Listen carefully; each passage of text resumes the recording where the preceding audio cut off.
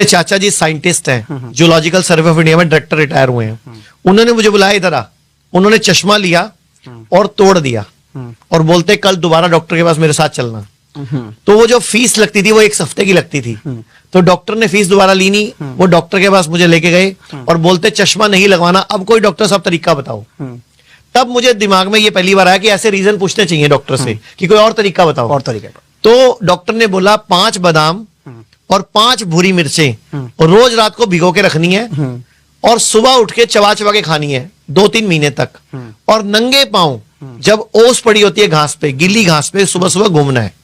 तो मुझे अच्छी तरह याद है, शायद 11 या 12 दिन ही मेरे चाचा जी मुझे सहारनपुर में कंपनी गार्डन है वहां घूमने के लिए लेके गए।